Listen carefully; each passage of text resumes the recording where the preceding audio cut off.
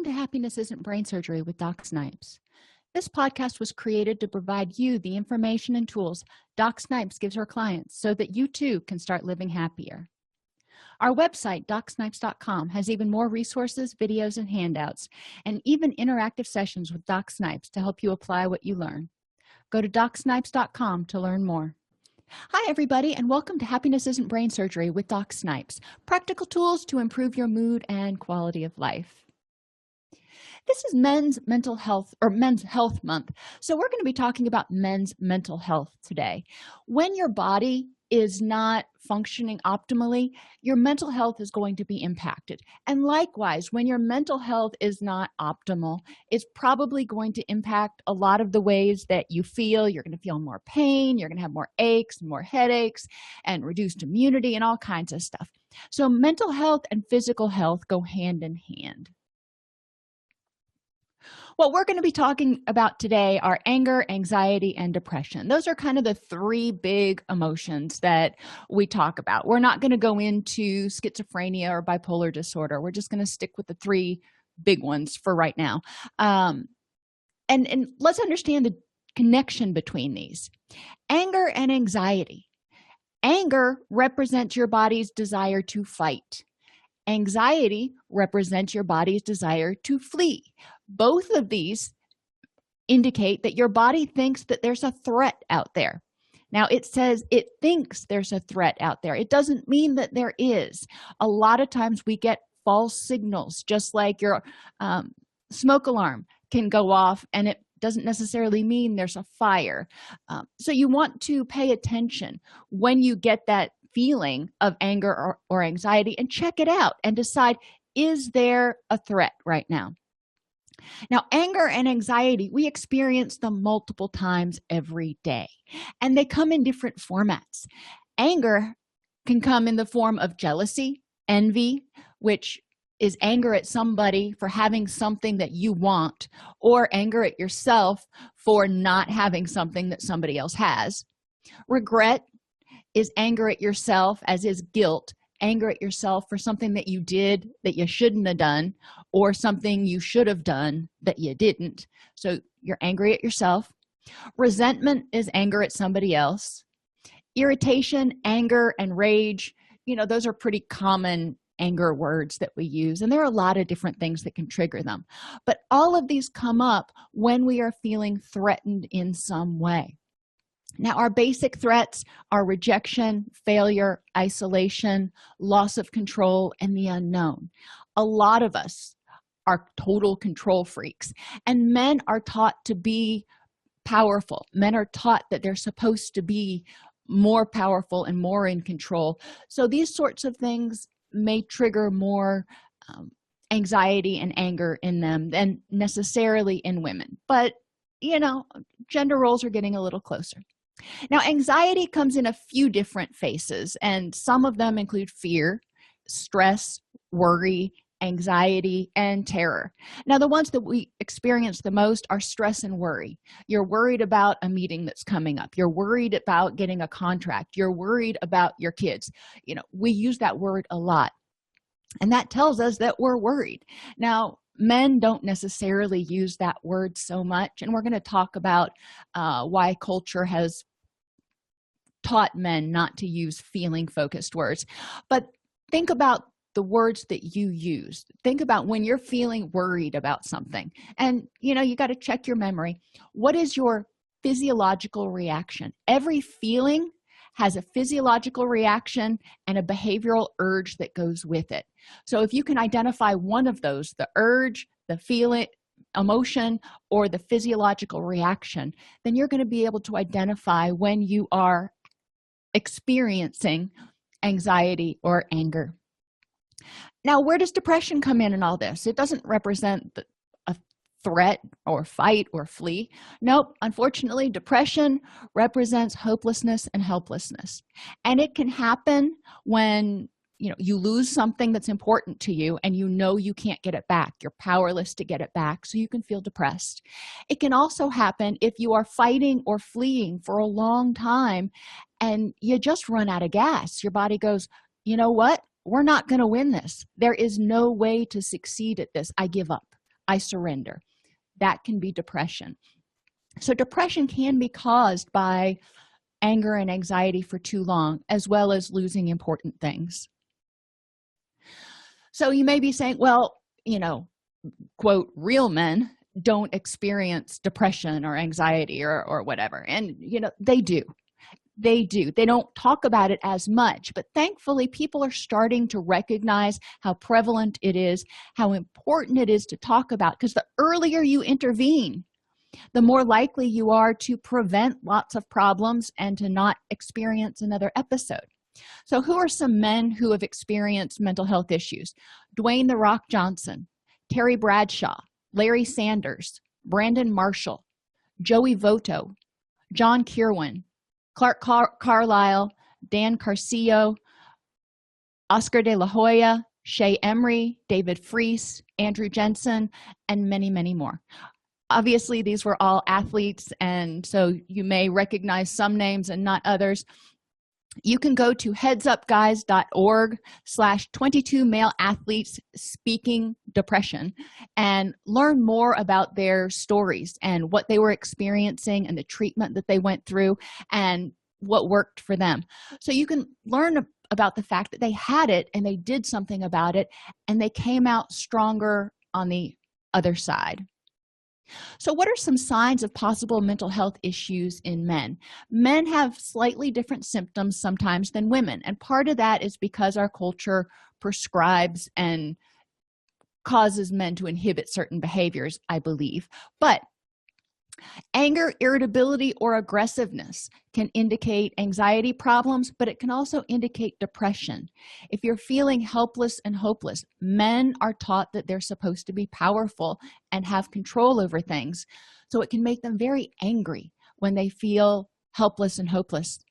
If there are noticeable changes in mood, energy level, or appetite, these are really common signs for both genders of depression. So we want to pay attention to that. Difficulty sleeping or sleeping too much. When you are experiencing anger or anxiety, for example, that your body's going, there's a threat out there. There might be a threat out there. I need to stay awake. I need to stay alert. So it's not going to let you go completely to sleep. Think about a soldier in a foxhole. He may doze off, but he's not going to get good sleep. So when he wakes up, if he can get to sleep at all, when he wakes up, he's going to feel groggy and exhausted and want to go back to sleep. When you sleep too much, then your circadian rhythms get out of whack. Your body doesn't know when it's supposed to be awake and when it's supposed to be asleep. So your sleep quality deteriorates even further. And the more tired you get, the more hopeless and helpless and fatigued you're probably going to feel. So, sleeping problems, difficulty concentrating, feeling restless or on edge. And sometimes, think about when you get really tired. It's hard to put two words together sometimes. So if you're having difficulty concentrating, it can mean depression, it can mean sleep problems. Increased worry or feeling stressed, a sense of sadness or hopelessness or suicidal thoughts. If you're having suicidal thoughts, it's important to reach out and get support. Suicidal thoughts are not that uncommon, but they do need to be addressed with a professional. Feeling flat or having trouble feeling positive emotions. And I make the analogy, it's kind of like Eeyore. Nothing really made him happy. Nothing really made him sad. He was just there. Engaging in high-risk activities. Sometimes when people are depressed, they want to feel a rush. The only way they can feel better is to get some kind of an adrenaline surge. So they start engaging in high-risk activities or using alcohol or drugs, which stimulate the brain to release pleasure chemicals. When people have anxiety or depression, they may have ongoing headaches, digestive issues, or chronic pain. When you are feeling depressed or anxious, often it means your serotonin levels are out of kilter for some reason. And it could be nutrition, it could be lack of sleep, it could be a lot of things. But serotonin may be out of kilter. Serotonin is one of those brain chemicals that helps you with your pain tolerance. So when you don't have enough of that, then you're going to feel achier, on top of the fact that a lot of us just store stress in our neck and our back and other places. And thoughts or behaviors that interfere with work, family, or social life.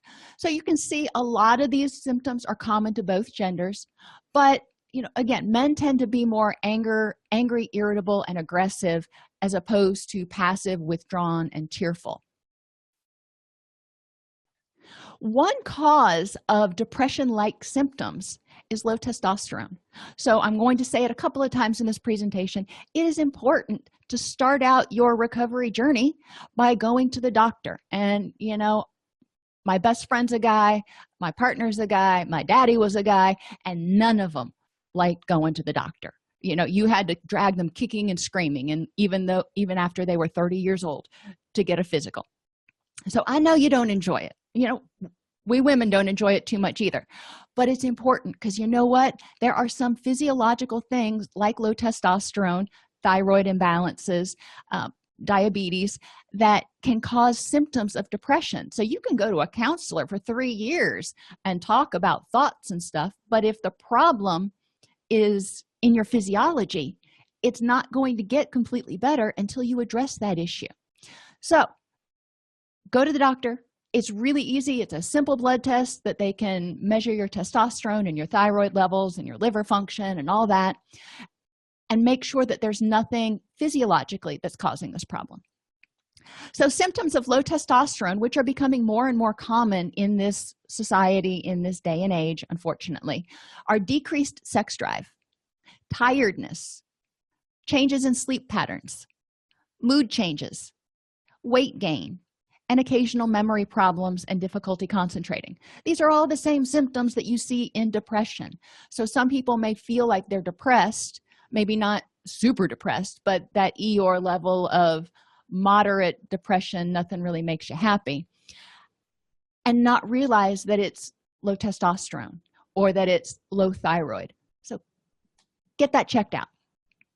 If you have low testosterone, you're also at increased risk of developing diabetes, hypertension, or a number of other chronic conditions. So again, get it checked out. Not only will you feel better, your libido will improve, but you're also going to potentially prevent some other health problems that you just don't want to have to deal with. The next thing we're going to talk about is men and postpartum depression. And you're like, excuse me? Yeah, postpartum depression happens in men too. It's not just a hormone thing. 1 in 10 new dads, in a survey of 5,000 new parents, 1 in 10 new dads met standard criteria for moderate to severe postpartum depression. Wow, that's a lot. And we don't give enough credence or attention to the fact that bringing a baby into the house impacts men too. It's not just a hormonally driven women's condition. Depression impacts the quality and quantity of interaction that dad has with children. And when this happens, when dad's not involved and doesn't really want to be involved, it's just kind of like the kid's a bother, it can result in developmental delays and attachment issues that can cause problems later in life. And it also impacts the quality and quantity of personal health behaviors. So dads who are experiencing postpartum depression are probably going to not be getting the quality sleep, not be eating as well as they should. They may be drinking more than is healthy or helpful. There's a lot of things. They may have really high stress and not be engaging in any stress management behaviors. And all of these things can lead to additional mood issues and health issues in the dad. Unlike women, who are often sad and withdrawn, men may become irritable, aggressive, and even hostile. Sound familiar? We just talked about that with regular depression. So postpartum depression is depression that comes on generally within a couple of weeks of a baby coming home. Now, it can be a couple of weeks after birth, and I guess I'm jumping ahead of myself. Causes of postpartum depression in men: stress of a new life to care for. This is another mouth you've got to feed and another body you've got to clothe. So there can be financial stresses and concerns. Seek out financial counseling. A lot of times there are free or low-cost services that can help you with that. Some dads, especially first-time dads, are concerned about their capabilities of being a dad. They've never been a dad before. There's no manual. How do I do this? And especially if they didn't have a great role model, that may be even more reason that they're freaked out about being a new dad.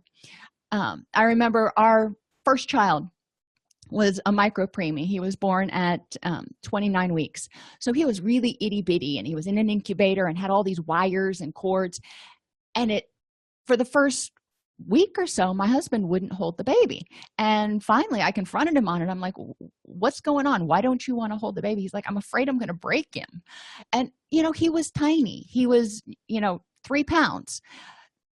And so he worked with the nurse in the NICU to develop a confidence with handling such a tiny little fragile thing that literally fit in the palm of his hand.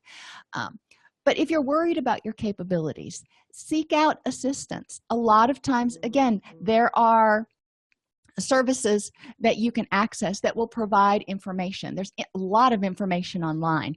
Dr. Sears' website is really good. That's spelled just like the store. Men can also experience grief over losses of freedom, especially, again, if this is their first child.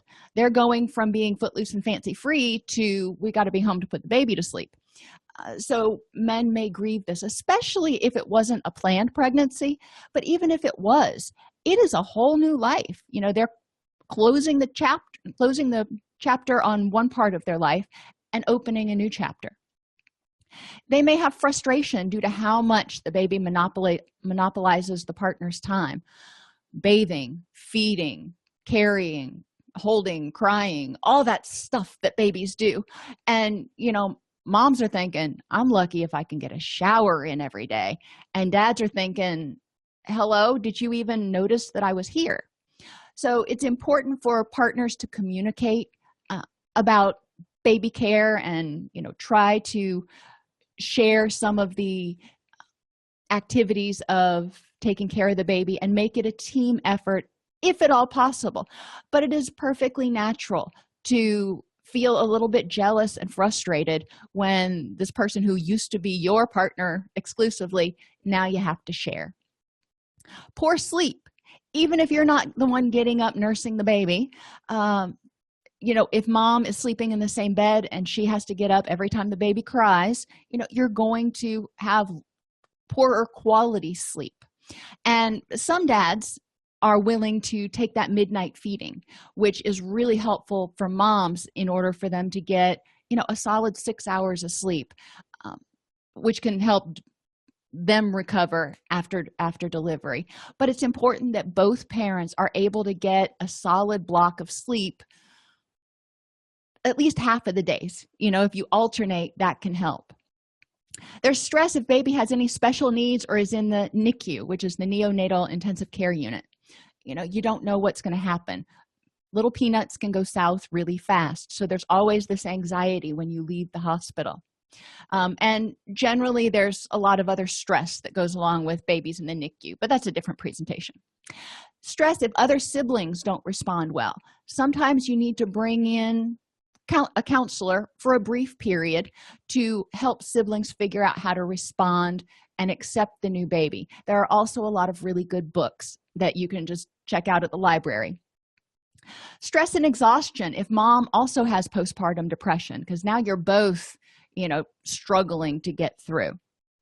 If you have a personal history of depression, a poor relationship with one or both of your parents, if you have a history of abuse, having a new baby may bring back a lot of memories of your abusive or poor childhood.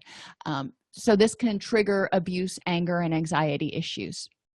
Relationship stress can also set you up for postpartum depression if with your partner or with your in-laws, because you've got a lot of helicoptering that happens during this time often.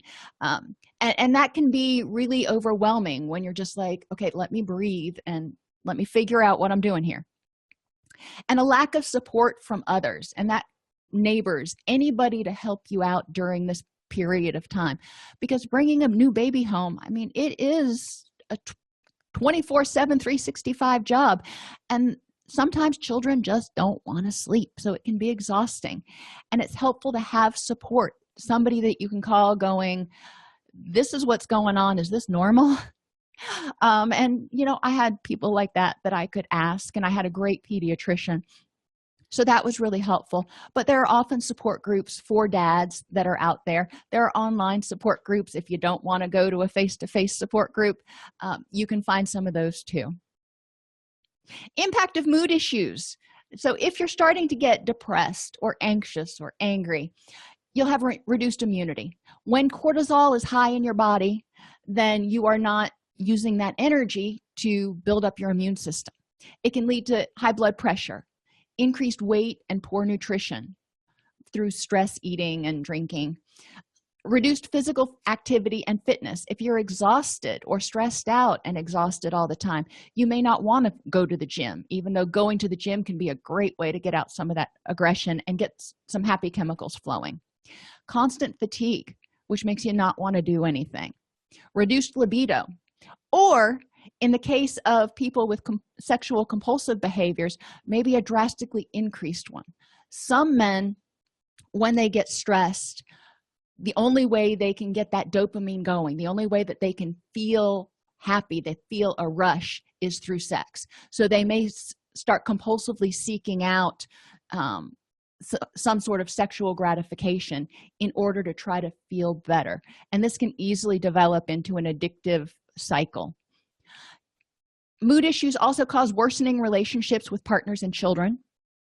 A sense of guilt. You feel guilty that you didn't make your kid's ball game, or you feel guilty that you resent the fact that the child is crying again. You feel guilty about the fact that, yada, yada, yada. And it can lead to addiction issues. Some people, when they are feeling bad, want to numb the pain or want to take something to help them feel better.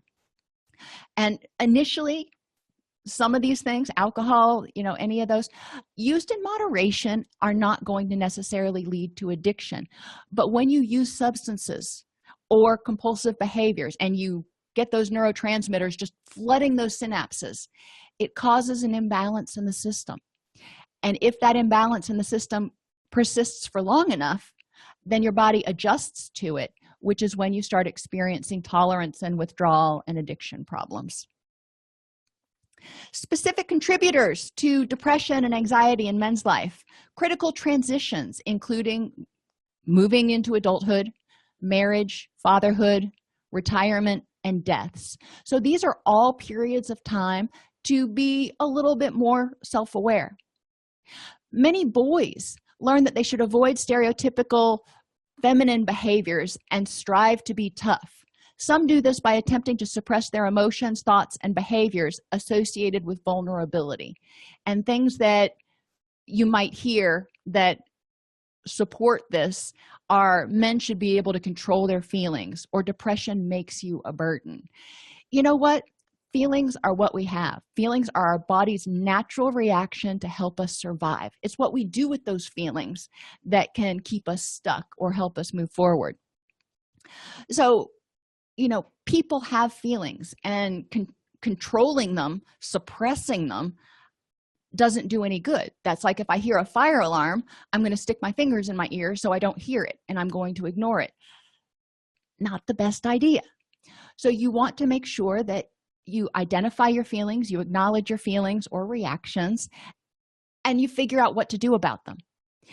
And depression doesn't make people a burden. Depression is an illness. Depression happens to some people, and when it happens, it's a matter of figuring out what to do to fix it.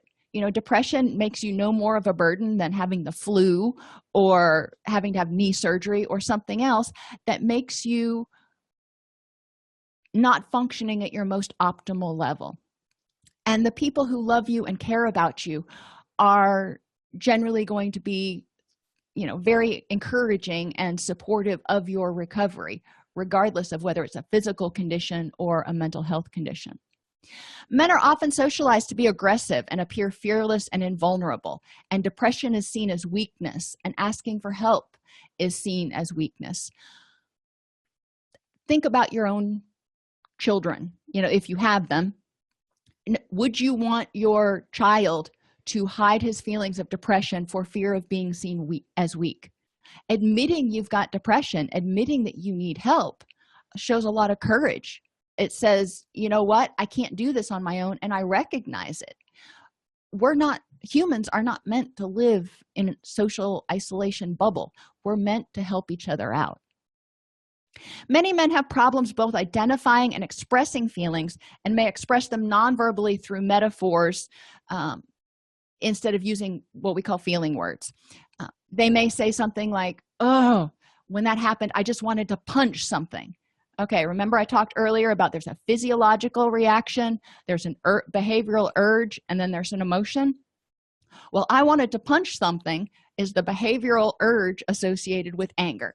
So, okay, let's use that and, help you start identifying that, yes, this means anger. You don't have to use the F word, feeling. You don't have to talk about anger. You can still use your metaphors, but it's important to understand what that behavior represents. Or I felt like I was kicked in the gut. That's another one that I've heard a lot. So what does that mean to you? As people talk about their feelings or their reactions or their experiences, whatever you feel comfortable talking about, you can start identifying what the problems and the hiccups might be. It's like if you're planning a house, you're going to build a house. Well, you don't just sit down and go, all right, let's start building. You plan it out first. You talk it out first. You get halfway through the process and you meet with the general contractor and you start talking about any problems that are holding up progress. You start talking about, I think I would really like to move this here because it'll make it easier to do something else. So you talk it through. Same thing with mental health issues. You're going to identify behaviors and thoughts that are keeping you stuck, and then you can address them, just like you can address problems in building construction. Men are taught that they need to compete for power and success. And you know what? Sometimes power and success ain't all that if it makes you completely miserable. There are a lot of people that are really, really wealthy, have really, really big houses, and really, really hate their life. So you want to weigh this need for power and success with what is it that really makes you happy. And external factors can contribute to depression and anxiety, including workplace and family relationships. And it can undermine men's motivation to change substance-related behaviors, because a lot of our social activities involve substances. Going to a sports bar, watching a football game on Sundays, you're drinking alcohol, having a celebration, parties. Think about how many different things in your life involve the use of substances, and that's just like alcohol.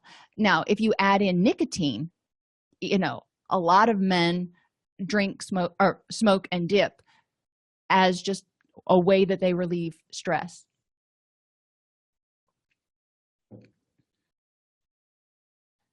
So counseling and the F word, and the F word we're talking about here is feelings.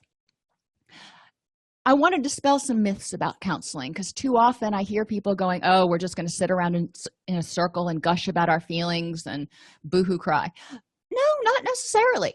If that's what you feel like doing, then great, we can work on that. If that's not what you feel like doing, then that's fine too. Despite what television tells you, counseling is not always about gushing emotions. Some people just aren't comfortable with that. Additionally, about 85% of men respond better to a solution-focused approach, which means we're going to talk about the issue. We're not going to talk about how you feel about it. We're going to talk about the issue, because once you resolve the issue, then you're going to start to feel better. The approaches that will help you focus more on the issue and the solution are cognitive behavioral, dialectical behavioral, and acceptance and commitment therapies. So, a lot of what solution-focused approaches do is help you really identify just what it sounds like, solutions to the problem. A lot of times, about 60% of women want to or need to have their feelings validated before they move to the step of problem solving. We want somebody to say, you have every right to feel angry or depressed or whatever. A lot of men don't need that. and they actually prefer not to go there. They just want to identify what's making them feel so bad and figure out how to fix it. As a little aside here, it's important to remember that coaches, while they will encourage you to solve problems and move forward, are not able to diagnose or treat mental health issues. They can only coach you in moving forward towards goals that you identify. So if you're choosing a coach over a counselor, just bear that in mind, that they are not trained at all in mental health diagnosis, identifying problems, and they may miss some things, such as identifying the fact that maybe you need to get a blood panel done because your testosterone or your thyroid might be low. A counselor will recognize you as the expert on you and help you resolve your issues by providing information about tools, ways of looking at things, or resources that can help you feel better faster than you could muddling through on your own. Now think back, for those of you who can remember before YouTube, back in the day when something went wrong at the house, if you didn't know how to fix it, you're just kind of looking at the pipes or the wires or something and going, I'm not sure what to do with this. And you could probably muddle through and figure out how to fix it on your own, go to Home Depot 5 or 6 dozen times and get it fixed. And it took a long time. You got there, but it took a long time. Or, oh my gosh, you had to call in a professional. Now think about it this way. Now you can call in a professional and get it done really fast and not save save a whole lot of the energy. But you also have something like YouTube that you can go to and you can learn new tools and approaches and skills that helps you get through it, whatever project it is, faster. I've learned a lot of things on YouTube, from how to crochet to how to build a shelf. I like YouTube. It's in small chunks, but I digress. Counselors are going to be the same way. Counselors are going to, instead of being YouTube where you just have to hope you pick the right video, counselors will listen and they'll help you identify the different tools and stuff that might help you get through this stuck point faster. And that's it. We're there to facilitate your recovery. You know what works for you. You know what doesn't work for you. And we're going to start there. So let's finish up by talking about some steps that you can take today to start feeling better and prevent any mental health issues. Easy ones. Drink enough water and have decent nutrition. Your body makes the chemicals that help you feel happy and calm and get adequate sleep, and your testosterone and everything else. All of that stuff is made from the foods you eat. So if you eat crap, then you're going to feel like crap. And when I say decent nutrition, I'm meaning, moderately decent. Try to have 3 colors on your plate at each meal, that sort of thing. I'm not saying don't have any gluten, don't have any pizza, never have another fried food. That's not realistic. Let's look at what's realistic and what can you do to have decent nutrition. Get quality sleep. And quality sleep is that good, restful sleep that you need. And if you need tips on sleep hygiene, we have other videos in Happiness Isn't Brain Surgery and podcasts that can help you learn about improving your sleep quality. Regulate your circadian rhythms. This is when your body thinks it's supposed to be awake versus asleep, because your hormones are all set on that too. When you're supposed to eat, how you're supposed to feel, that midday lull, all of that centers around your circadian rhythms. So try to get up at roughly the same time each day. Try to expose yourself to daylight at roughly the same time each day, and stay in brightly lit areas most of the day. Darkness tells your brain it's time to go to sleep. So try to stay in brightly lit areas as much as possible during the day. And then when it comes time to go to bed, turn the lights down. Get a blue light filter on your mobile devices or anything electronic that you're looking at, so your brain understands that it's nighttime. Do something fun each day. It can be 10 minutes. It doesn't have to be long, but do something that you enjoy. Start becoming mindful. And I encourage people to check in with themselves before each meal. So breakfast, lunch, and dinner. All this means is for you to check in and go, you know what, how am I feeling? What am I wanting? Do I need to do anything right now in order to feel better? That's all it is. It's not this super duper intense meditation thing, or it doesn't have to be. It's just checking in with yourself, because a lot of times, you may check in with yourself, and I do this a lot at lunchtime. I'll check in with myself and I'll be like, I'm feeling kind of sluggish today and my concentration is shot. So this thing I was going to do after lunch probably should wait till tomorrow morning. And it's a lot easier. If I kept trying to push through and do that project, I'm going to make mistakes and I'm going to get frustrated and it's going to take 3 times as long. So mindfulness helps me be aware of how am I doing and what am I needing right now. Identify what's truly important in life. Stephen Covey referred to this as beginning with the end in mind. So think about the things that are truly important in your life. And it could be your job, it could be your car, it could be your kids, whatever it is to you. What is it that you need to have a rich and meaningful life? And then before you start doing anything, or as soon as you start feeling angry or anxious about something, ask yourself, is getting upset over this helping me move towards things that are important in my life, or is this just a waste of my energy? Getting upset over things on the news, or getting upset over things on social media, or the fact that the dog crapped in the living room.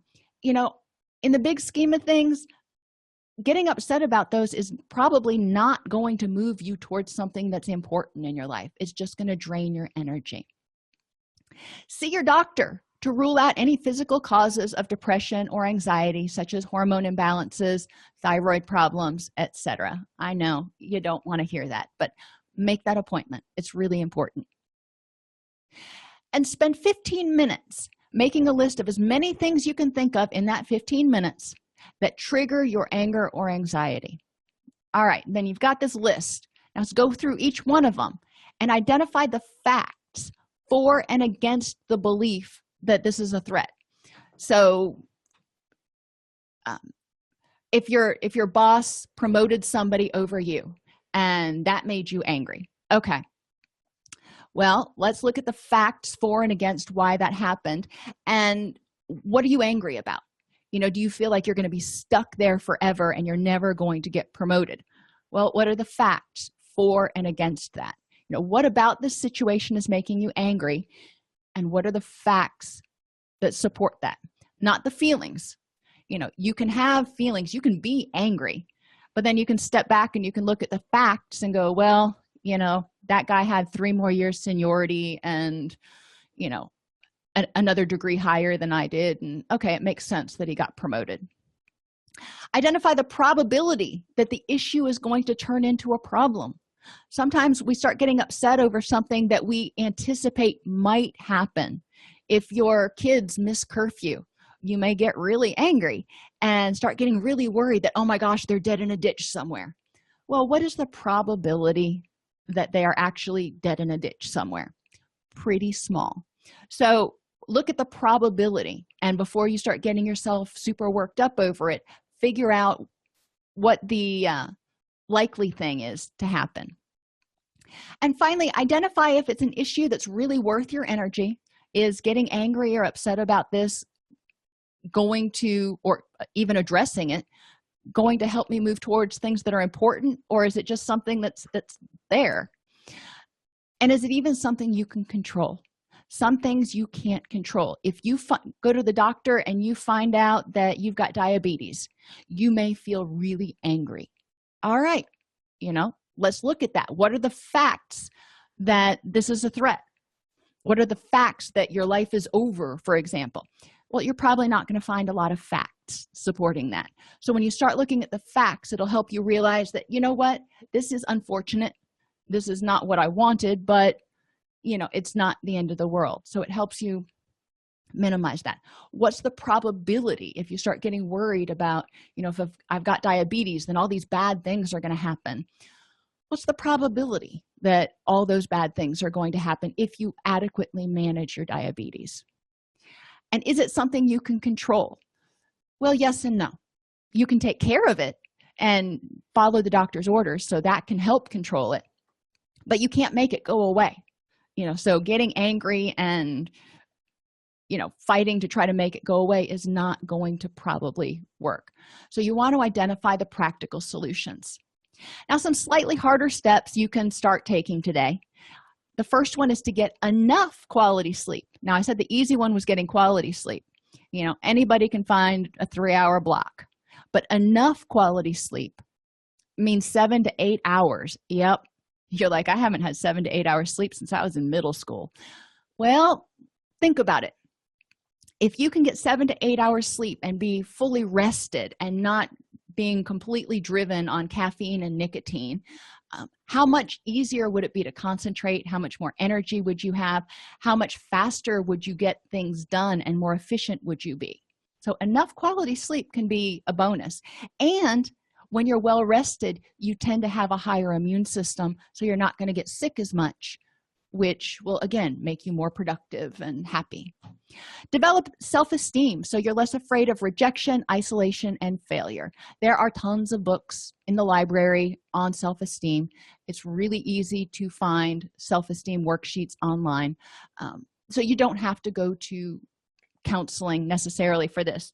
But a lot of times our threats, as I said earlier, center around rejection, isolation, and failure.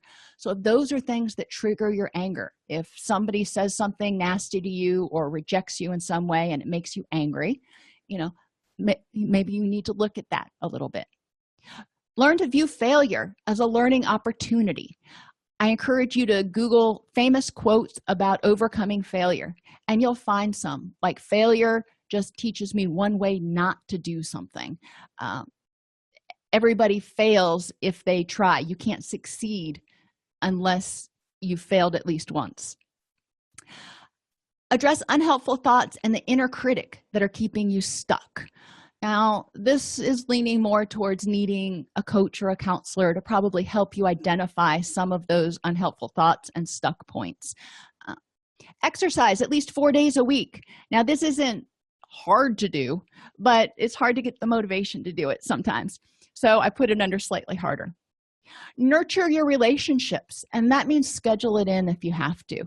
And nurturing can come in many different forms. Not everybody expresses nurturance in the same way or receives it in the same way. The book, The 5 Love Languages, and you can look at the wiki article and just get the highlights, and that's plenty, can give you really good information about ways to nurture your relationship. So, for example, I'm not one that needs presents. I'm not one that is stuff oriented. So I'm more, people are better off expressing nurturance to me through acts of kindness and words of gratitude. Those mean a lot to me. Presents, not so much. Now, I have a friend who really likes presents, and the present in his mind represents in many ways how much you care about him. So learn about the different love languages and try to identify how the people in your life communicate their love and need to be communicated to, and start working on that. And finally, check your musts and have-tos and prioritize. A lot of times, especially if you are really driven for success, you may often say, I have to stay at work and get this done. I have to complete this project. I have to blah, blah, blah. Step back. Take that word out of your vocabulary whenever possible. A lot of times, if it waits till tomorrow morning, that's fine. It's not going to be that big of a deal. And if you find yourself overwhelmed with have-tos in one area of your life and it's dominating your life, you may need to step back and look at time management and reprioritizing. I know I'm really guilty of taking on too many things at work, and I would end up all of a sudden with 4 projects going on. And then I felt like I had to do everything.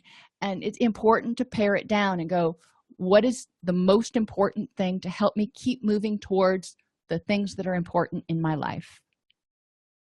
So depression, anxiety, and addiction, and even eating disorders impact millions of men each year.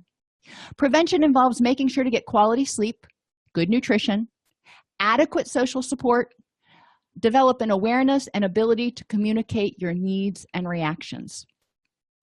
Counseling can help you identify and address some of the obstacles that might be keeping you stuck. And it's, if you think about what are those trust building courses that you go out on? I can't think of the name of it right now. But even in Tough Mudder and stuff, you work together as a team to overcome obstacles. That's all counseling is. You're overcoming obstacles. If you prefer a solution-focused approach, look for a therapist who uses cognitive behavioral, dialectical behavior therapy, or acceptance and commitment therapy.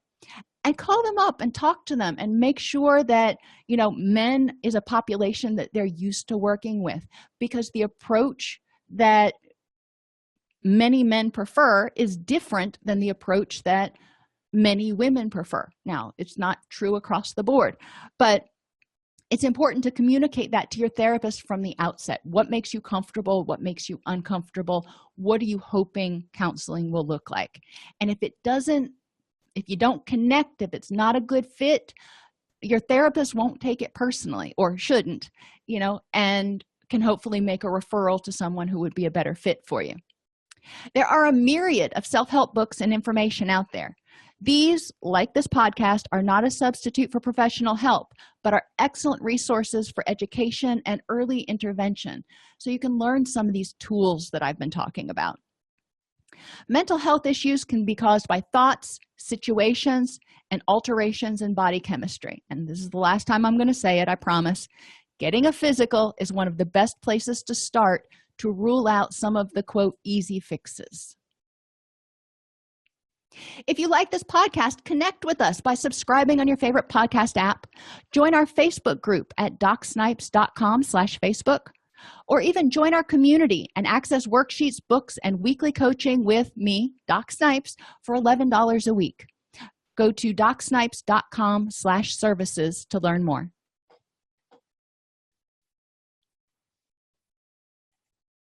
Thanks for tuning into Happiness Isn't Brain Surgery with Doc Snipes.